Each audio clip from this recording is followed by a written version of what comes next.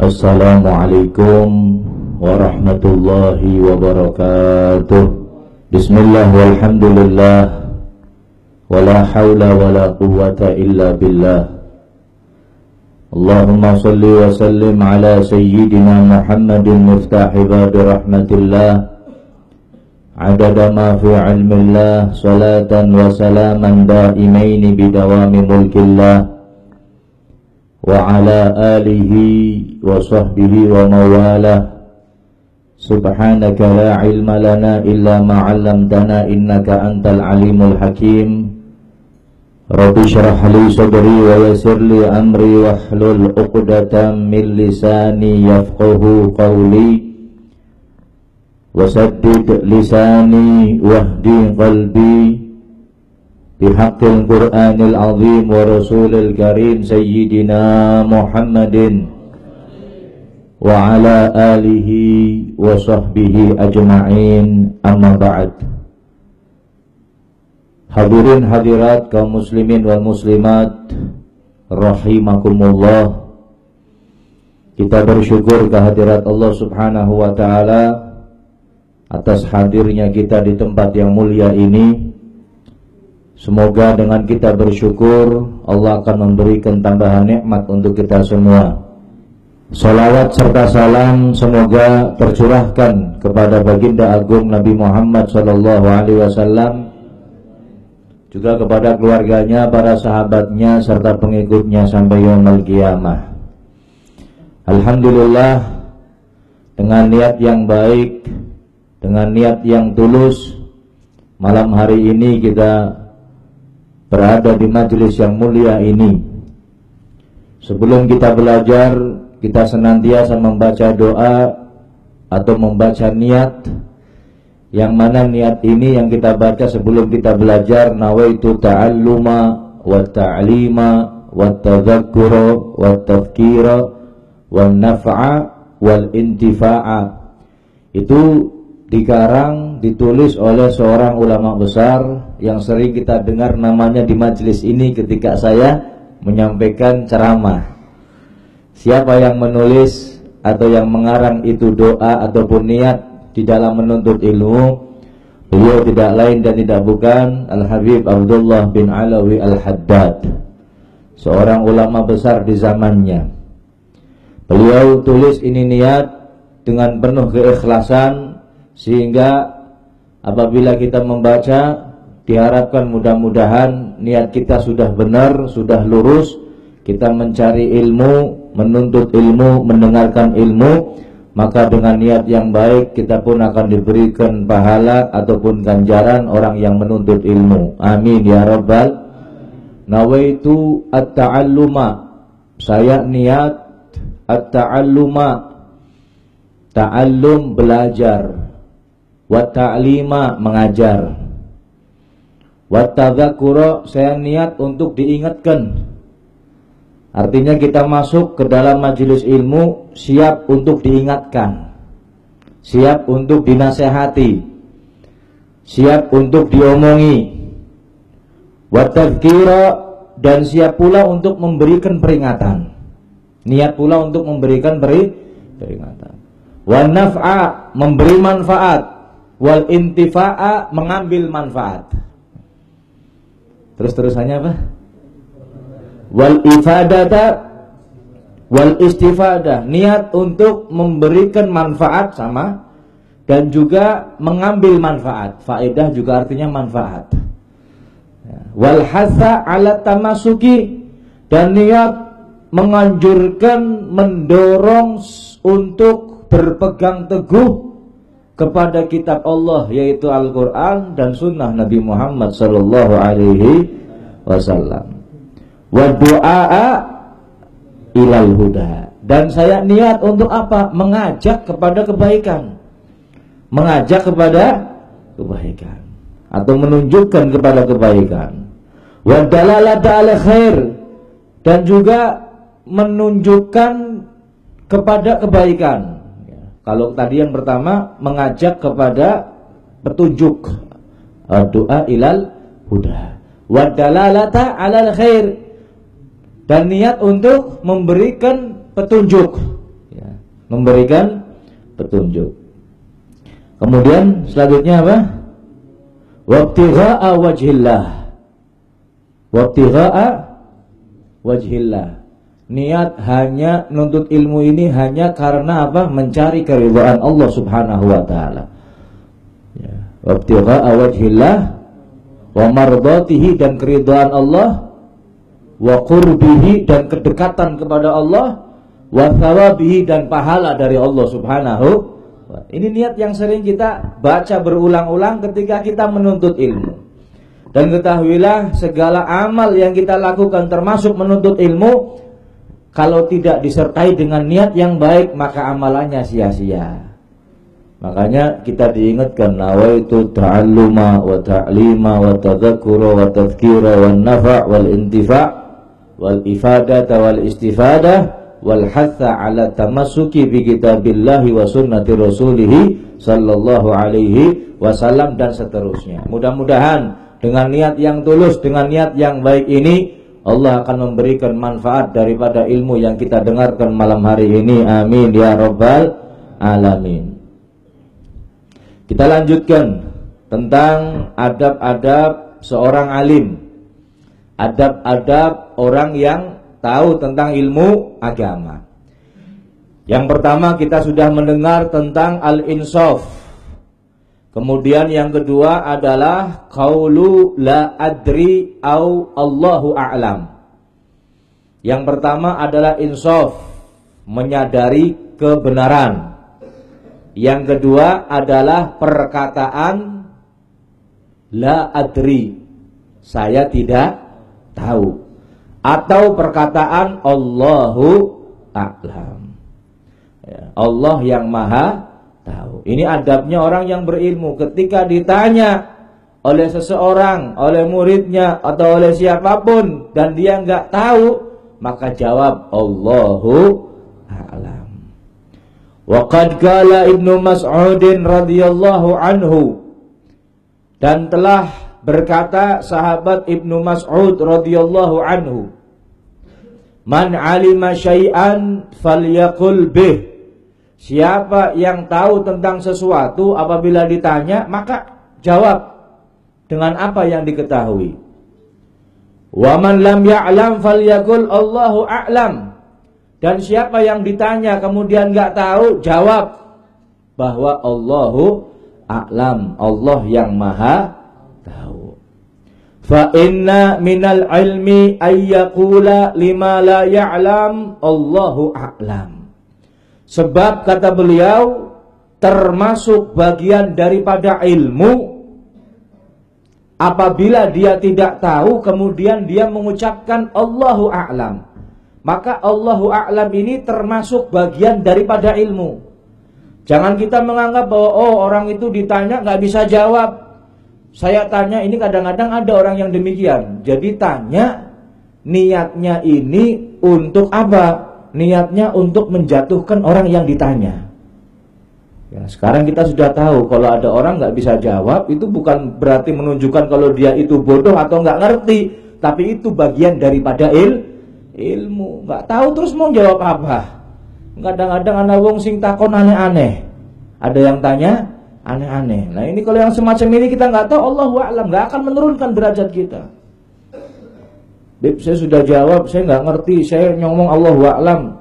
Cuman wongnya ngece, orangnya ngeledek, biarkan. Justru yang ledek berarti nggak ngerti ilmu. Qala Allahu lin nabiyyi sallallahu alaihi wasallam. Allah Subhanahu wa taala berfirman kepada nabinya, yaitu Nabi Muhammad sallallahu alaihi wasallam. Apa yang dikatakan Allah dalam Al-Qur'an? Wa ma qul ma as'alukum alaihi min ajrin. Kata Allah Subhanahu wa taala, qul, katakan wahai Nabi Muhammad. Sama siapa? Sama mereka, para sahabat-sahabatmu, sama umatmu. Apa yang mesti aku katakan ya Allah? Ma as'alukum alaihi min ajrin. Saya enggak minta upah sama kamu. Saya tidak meminta upah kepada kamu dari apa yang telah aku lakukan, yaitu menyeru ke jalan Allah. Nabi Muhammad enggak minta upah. Kemudian dilanjutkan, wa ma ana minal mutakallifin, Dan katakan kepada umatmu, wahai Nabi Muhammad, bahwasanya saya ini adalah bukan orang yang mengada-ada. Ya, mengada-ada itu bahasa Tegaling gawe-gawe. Padahal sebetulnya nggak ada, tapi dia anak-anakna. Ya, bahasa Indonesianya apa? Membuat buat. Mengada-ada. Bahasa Tegaling gawe. Padahal hukum ini nggak ada. Atau masalah ini nggak ada. Kalau memang nggak ada, belum ada wahyu dari Allah, Nabi Muhammad nggak berani. Sebab apa yang beliau katakan itu semuanya wahyu dari Allah Subhanahu wa ta'ala. Ini kita contoh Nabi Muhammad. Nabi Muhammad diperintah oleh Allah untuk mengatakan kepada umatnya, wa ma ana minal mutakallifin, dan katakan kepada umatmu, wahai Nabi Muhammad, saya ini bukan orang yang mengada-ada. Tsumma qala Imam Nawawi rahimahullah, kemudian berkata Imam Nawawi rahimahullah, i'lam anna mu'taqadal muhaqqiqin anna qaulal alim la adri la yad'u manzilatahu.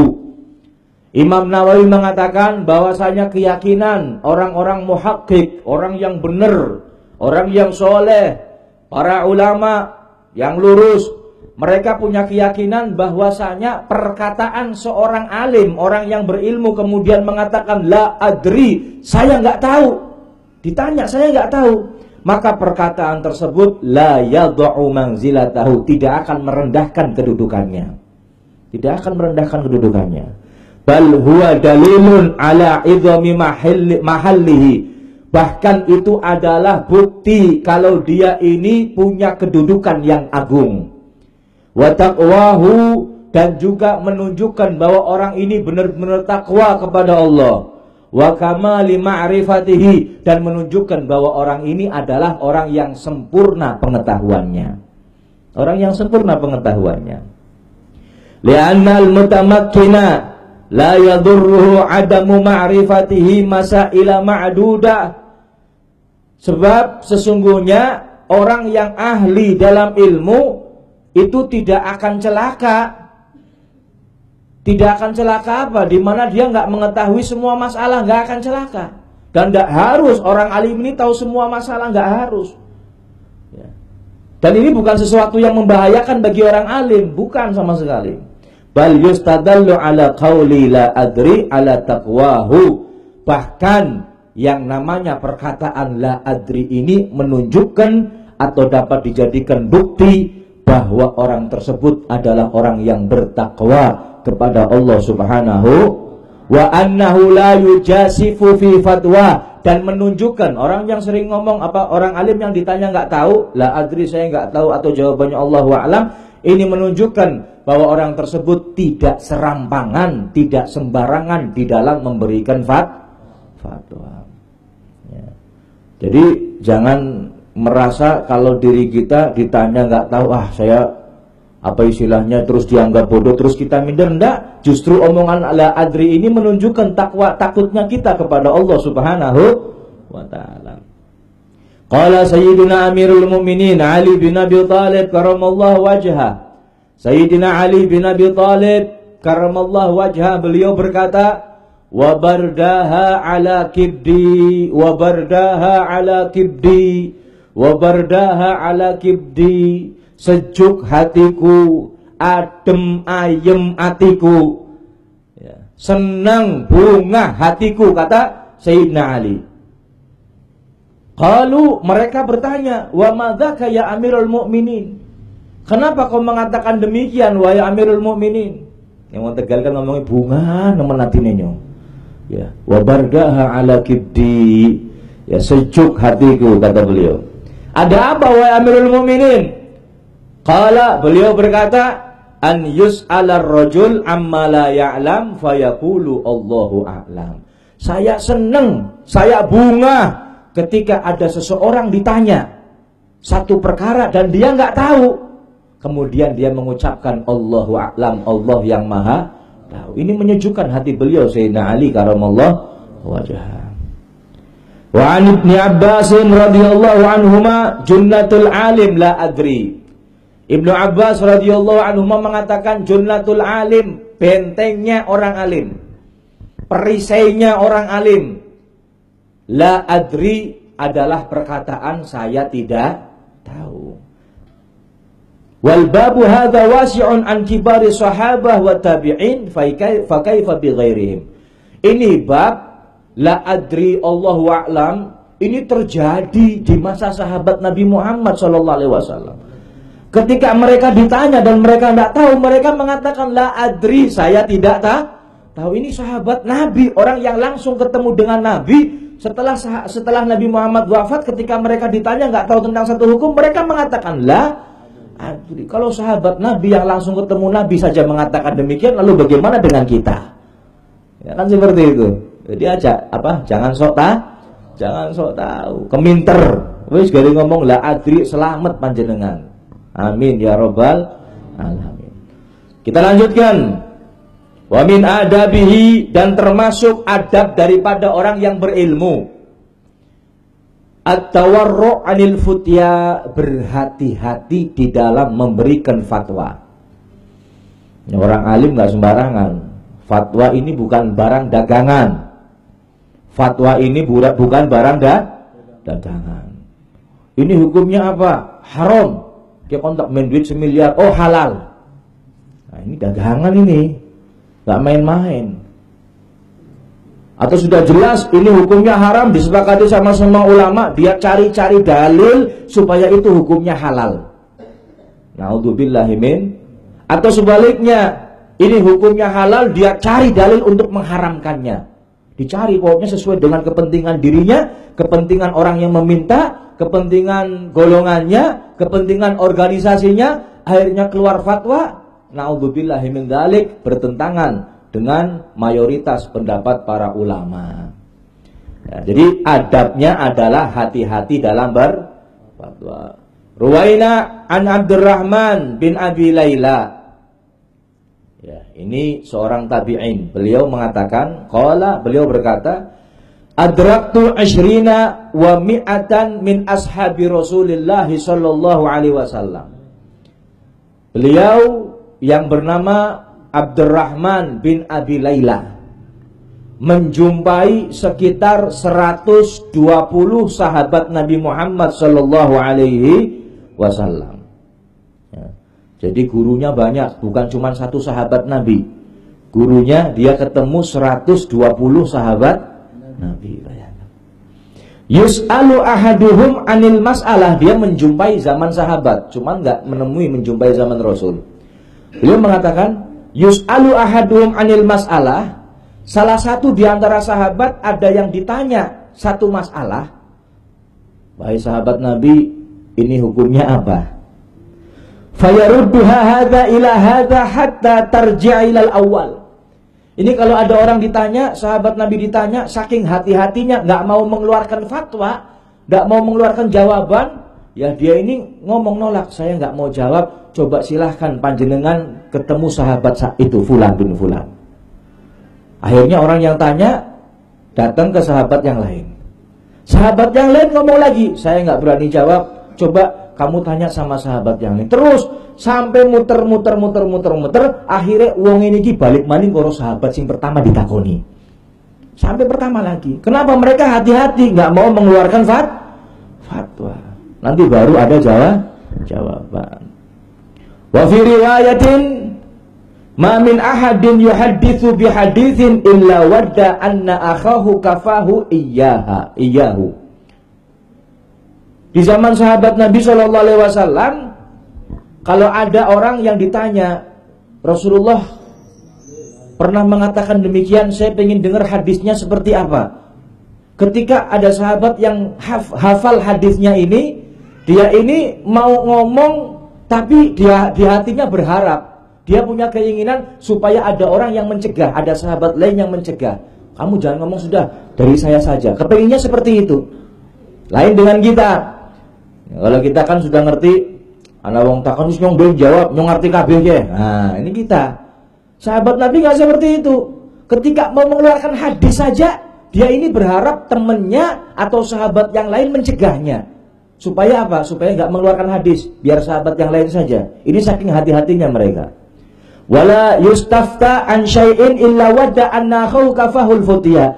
Dan ketika ada orang bertanya, minta fatwa, mau jawab, ini mereka berharap sahabat yang lain ini mencegahnya, kemudian ada sahabat yang lain yang memberikan fatwa. Jangan dirinya yang memberikan fatwa.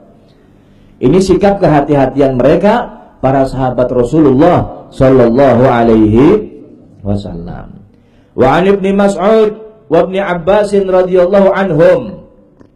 Dari sahabat Ibnu Mas'ud dan sahabat Ibnu Abbas, beliau berdua mengatakan, man afta an kulli ma yus'alu fahuwa majnun. Siapa orangnya yang berfatwa, memberikan jawaban, berfatwa atas setiap persoalan, setiap pertanyaan, fahuwa majnun, itu orang gila. Hukumnya ini apa? Jawab. Hukumnya ini apa? Jawab. Padahal dia nggak tahu.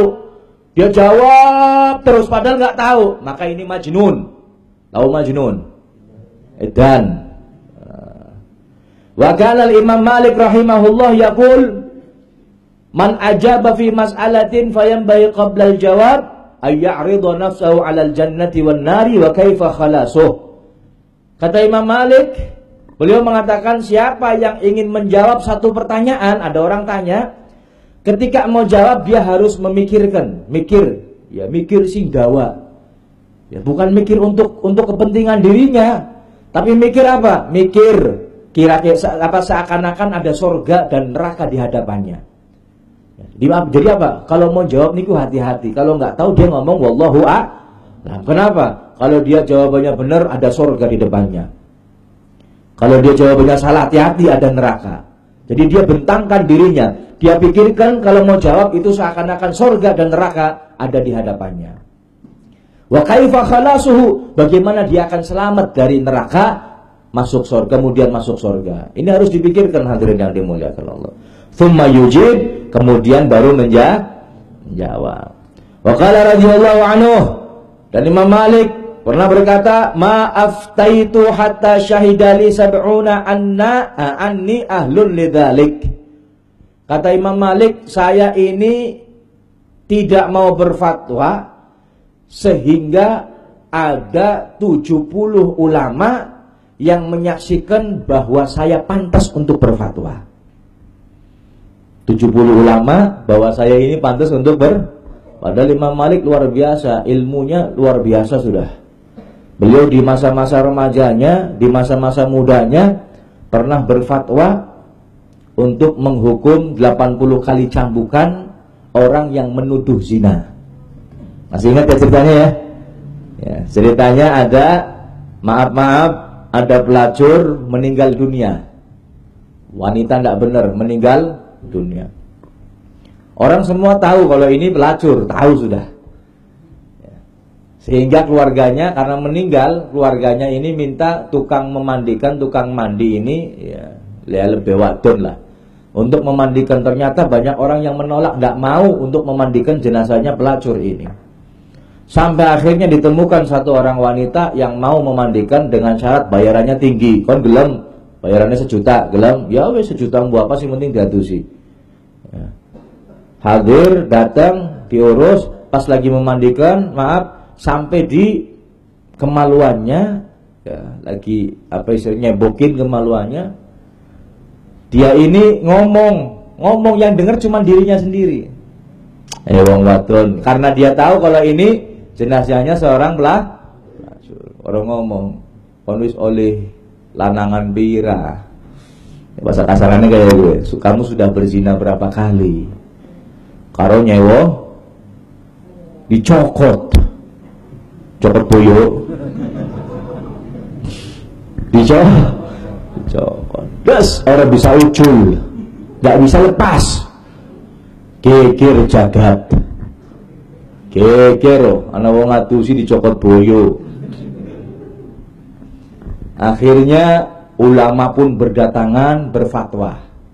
Ada yang memberikan fatwa, wes tangannya ditugel baik, kubur bareng orang mayite. Ada yang ngasih fatwa lagi, aja tangannya sing ditugel melas disurip. Kue baik diiris baik, endah nempel nang tangane wong sing urip. Jadi kaya nget banget temen nempel kalau tahun gal dina ketemune kuwi nggih. Nah iki kan ada yang berfatwa macam-macam sudah. Ternyata masyarakat ini kayak aduh ke fatwa kayak nggak pas ini. Nggak pas. Akhirnya datang Imam Malik. Mereka sepakat sudah, Imam Malik coba kamu berfatwa. Ini gimana caranya nih seperti ini. Akhirnya Imam Malik mengeluarkan fatwa, tanya dulu sama si ibu ini yang memandikan mayitnya. Wahai ibu, saya mau tanya, waktu memandikan kamu itu berbuat apa sama si jenazah ini? Kamu ngomong apa? Kamu berbuat apa? Si ibu ini mengatakan, saya nggak ngomong apa-apa, saya nggak berbuat apa-apa, cuman saya ngomong untuk diri saya pribadi, nggak ngomong sama orang lain. Ketika saya memandikan ini jenazah, nyebokin pas sampai di kemaluan, saya ngomong, kamu sudah berzina berapa kali? Kata Imam Malik, nah di sini masalahnya. Kamu telah menuduh seseorang kamu telah menuduh seorang wanita berbuat zina, padahal kamu nggak tahu. Padahal kamu nggak ngerti, kamu cuma dengar kabar dari orang, si fulanah berzina, kamu dengar kabar dari orang, ya kamu nggak melihat langsung, kemudian kamu mengatakan demikian, berarti kamu menuduh zina. Orang yang menuduh zina ini harus dicambuk 80 kali. Nah, ini hukum Islam seperti itu. Kalau ada orang yang menuduh zina, nggak bisa mendatangkan saksi, nggak bisa mendatangkan bukti, cambuk 80 kali. Cambuk 80 kali, jeder, pas hitungan 80 kali, jeder, niki tangane ucul. Alhamdulillah, ora sidang tangane gawa daging nggih. Ya. Ini hadirin yang dimuliakan Allah. Ini hati-hatinya Imam Malik radhiyallahu anhu. Coba dong misalkan ikuti fatwa, diris bae tangane kubur bareng. Melasi wong sing ngadusi yo. Bayar sepira ora tangane hilang. Ya kan? Tapi lihat dengan kecerdasan, dengan kehati-hatiannya Imam Malik, beliau berfatwa semuanya tenang, semuanya senang. Dan orang yang menuduh zina dapat hukumannya sekaligus. Ya, hati-hati plus si wanita ini yang menuduh zina dapat hukumannya.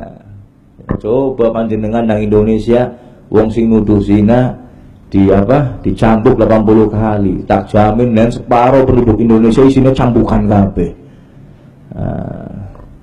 Makanya hati-hati hadirin yang dimuliakan Allah, jangan sembarangan menuduh zina. Qala Sayyiduna al-Imam al-Allamah al-Wajih Abdullah bin Husain al-Fiqih radhiyallahu anhu fi muqaddamati kitabih Matlabil Iqadh. Beliau Sayyidina al-Imam Abdullah bin Husain al-Fiqih pernah mengatakan dalam salah satu kitabnya, wal yatadzakkiril muwaffaqu bima warada 'anil mukhtar fi qaulihi. Hendaknya diingat-ingat tentang hadis kabar yang datang dari Nabi kita Muhammad sallallahu alaihi wasallam. Diperhatikan dengan seksama apa yang datang dari Nabi Muhammad sallallahu alaihi wasallam. Beliau Nabi mengatakan, ajra'akum 'alal fatwa ajra'akum 'alan nar. Kata Rasulullah, yang paling berani di antara kalian dalam memberi fatwa, maka orang tersebut adalah yang paling berani untuk masuk neraka. Siapa yang paling berani memberi fatwa? Berarti siap-siap kudu wani mlebu neraka. Wal yata'ammal ahwal salafi salih min as-sahabah wa tabi'in wa man ba'dahum min ulama'id din wa taharriyahum fil fatwa ma'a amkaniyati aqdamihim fil ulum wa quwwati ijtihadihim wa bu'dihim anil hawa. Lihat dan perhatikan keadaan para salafus saleh, baik itu para sahabat, para tabi'in maupun orang-orang setelahnya daripada ulama-ulama agama, tentang kehati-hatian mereka di dalam fatwa. Mereka benar-benar hati-hati, benar-benar teguh, ya, teguh dan tidak mudah dibeli dengan apapun. Ini mereka hati-hati. Ya. Makanya hadirin yang dimuliakan Allah, orang yang berilmu itu harus punya prinsip. Prinsipnya ini dilihat untuk kepentingan di akhiratnya, bukan kepentingan di dunia. Kalau seandainya orang tersebut mencari kepentingan di dunia, bukan hanya saja dirinya yang rusak, tapi umat pun akan rusak. Na'udzubillahi min. Makanya Rasulullah ini mengingatkan sama kita kepada siapa? Ulama-ulama su. Ulama su. Tahu ulama su? Ulama sing kaya. Ulama su itu bahasa Arab buruk, jelek. Ulama yang jelek, ulama yang buruk. Na'udzubillahi min dzalik. Ini hati-hati, lebih berbahaya daripada Dajjal. Lebih berbahaya daripada Dajjal. Coba kurang bahaya apalagi Dajjal. Dajjal datang ini dalam satu riwayat kita dalam keadaan kelaparan, dalam keadaan kekeringan. Datang Dajjal bawa makanan, bawa minuman. Ini lagi kekeringan, nggak ada minum, nggak ada makanan. Datang Dajjal, menawarkan makanan, menawarkan minuman. Keadaan kita orang sedang payah-payahnya. Ya, kira-kira panjenengan pan melu Dajjal apa kepripun nggih? Kira-kira kepriben? Keadaannya sudah parah semacam itu, ada orang yang menawarkan gratis, syaratnya jadi pengikut Dajjal. Fitnah apalagi yang lebih besar daripada fitnah Dajjal semacam ini? Keadaannya seperti itu. Dan ketahuilah ini ulama su lebih buruk daripada Dajjal. Na'udzubillahi min dzalik. Ini hati-hati. Jadi nggak sembarangan fatwa ini, harus punya prinsip. Prinsipnya akhirat. Prinsipnya apa? Surga dan neraka. Saya main-main dalam fatwa, neraka tempatnya. Na'udzubillahi min dzalik. Ya makanya di madhab kita, di manhajnya para habaib ini, kalau ada satu hukum, ya, satu hukum tertentu, ini yang dipilih adalah yang paling hati-hati. Yang paling hati-hati. Ketika semua orang misalkan zakat fitrah, berapa beratnya, besarnya berapa? 2,5 kilogram. Kita lebih hati-hati, ditambahin secerowok noborong cerowok. Akhirnya tepatnya 2,75. Hati-hati. Ada lagi yang saking hati-hatinya 3 kilo. Kenapa? Supaya mantap. Itu seperti itu. Nah, jadi ini contoh kecil saja hadirin yang dimuliakan Allah. Kita lihat hatta ruwiya 'anil Imam Malik rahimahullah. Ya, balik lagi kepada ceritanya Imam Malik rahimahullah. Wa huwa min ajalli ulama'i salafi salih. Dia ini ulama terkemuka di zaman salafus saleh. Di zaman tabi'in, ulama terkemuka ini Imam Malik. Annahu ajaba ala arba'i masaila min nahwi arba'ina mas'alatan. Wa huwa min ajli ulama salafi salih annahu ajaba ala arba'i masail min nahwi arba'ina mas'alah. Qala fil bawaqi Allahu a'lam. Lihat Imam Malik ini orang ulama besar luar biasa. Ada orang bertanya, pertanyaan banyak, sekitar 40 pertanyaan. 40 pertanyaan. Ini. Imam Malik hanya menjawab 4 pertanyaan saja. Yang dijawab hanya 4 pertanyaan. Dan sisanya berarti 36 pertanyaan beliau jawab Allahu a'lam. Allah yang maha tahu. Ini sekali berimam Malik. Lalu bagaimana dengan kita hadirin yang dimuliakan Allah? Kadang jawab tergesa-gesa. Oh, jawab ini, jawab ini, jawab ini, jawab ini. Bahkan sesuai dengan keinginannya, sesuai dengan golongannya. Akhirnya apa? Rusak umat Islam gara-gara fatwanya. Na'udzubillahi min. Sudah, nggak usah ngira-ngira siapa sih maksud Habibmu, nggak usah, sudah. Pokoknya siapa yang nggak berhati-hati dalam fatwa, ya berarti dia tidak beradab di dalam menjaga adabnya ilmu. Na'udzubillahi min. Mudah-mudahan kita dijaga, bisa mempunyai adab yang semacam ini. Walaupun apalagi kita ilmu sedikit, pengajian paling seminggu ping telu. Kuwi kadang mangkat kadang ora. Ini yang jadi masalah. Kuwi seminggu ping telu, kadang mangkat kadang ora. Kemarin malam 1 saya sudah ngomong, jadikan majelis ilmu yang kita hadiri, ya, itu jadikan jadwal tetap bagi kita. Ya, belajar untuk mendisiplinkan waktu, mendisiplinkan diri. Saya punya amalan wirid Di antaranya malam Selasa, malam Kamis, malam Sabtu saya harus ngaji ya, di tempat ini misalkan. Maka jadikan prinsip, jadikan jadwal tetap. Yang lain itu ngikuti. Jangan ngajinya ngikuti yang lain. Ngaji ini kebutuhan pokok, kebutuhan utama, bukan kebutuhan sampingan. Ini salah ya. Nyong ngajinya dong ala waktu. Nah ini ngaji model apa dong ala waktu? Ngaji ini yang utama, yang lain ini nomor 17. Sing liane kok. Yang penting ngaji dulu. Apalagi nggak ganggu waktu kesibukan kita. Maghrib Isya ganggu nggak kesibukan kita? Justru kalau kita Maghrib Isya digunakan untuk urusan duniawi, justru kita tercela. Naudzubillahi min. Nggak bagus ini. Waktu yang banyak fadilahnya, waktu yang banyak keutamaannya kita gunakan untuk urusan duniawi. Mandek urusan dunia, berhenti dulu. Maghrib Isya ibadah sudah. Di antaranya adalah menuntut ilmu. Dan masih ada beberapa hadirin yang dimuliakan Allah tentang adabnya orang yang mempunyai ilmu. Satu lagi saya sebutkan ya, kita bahas. Yang pertama, yang berikutnya adalah at-tarafu' 'anid dunya. Nah, ini orang yang punya ilmu harus memandang rendah, menjauhi dunia. Menjauhi, bukan berarti dia nggak boleh kaya silahkan. Cuman kekayaannya jangan ditaruh di hati. Kekayaannya ditaruh di tangan saja sudah. Hatinya aja mikiri dunia. Ini orang yang punya ilmu semacam ini harus memandang rendah dunia. Ad-dunya mal'unah. Kan disebutkan seperti itu. Ad-dunya mal'un. Dunia ini terlaknat, mal'unun ma fiha, terlaknat semua isinya. Kecuali 3, zikrullah wa alim wa muta'allim. Kecuali orang yang berzikir kepada Allah, orang alim dan orang yang belah. Ini 3 ini kalau nggak ada dalam dunia kehidupan dunia kita, bisa-bisa dunia kita yang kita miliki terkutuk, terlaknat oleh Allah Subhanahu wa taala. Na'udzubillahi min.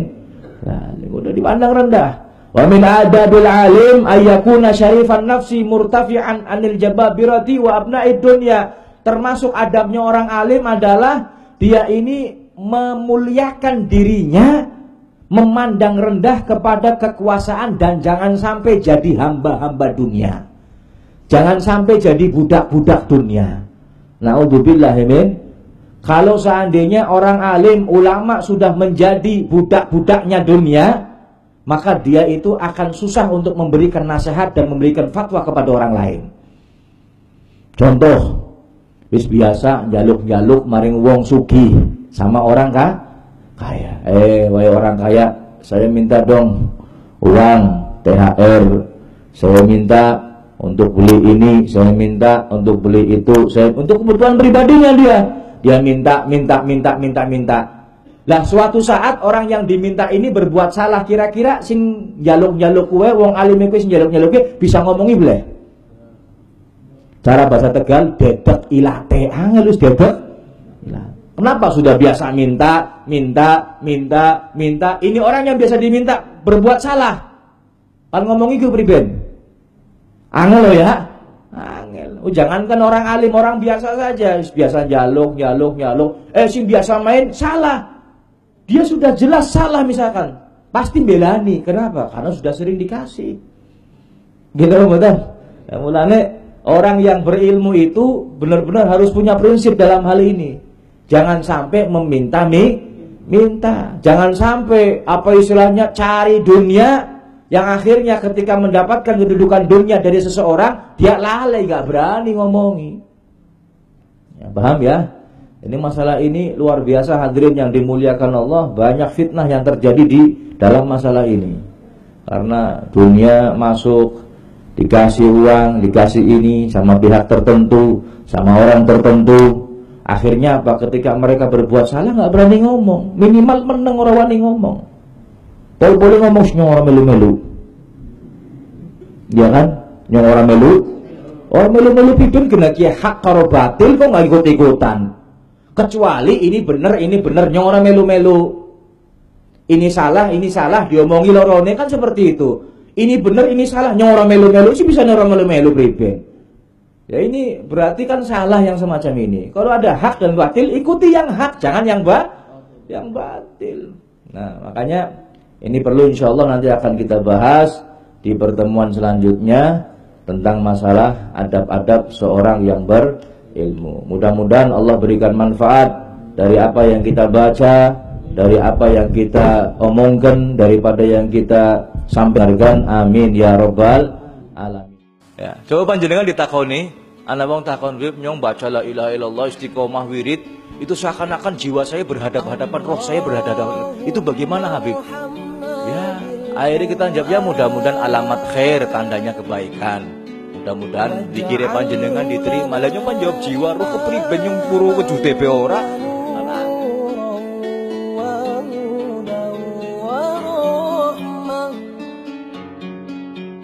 Allah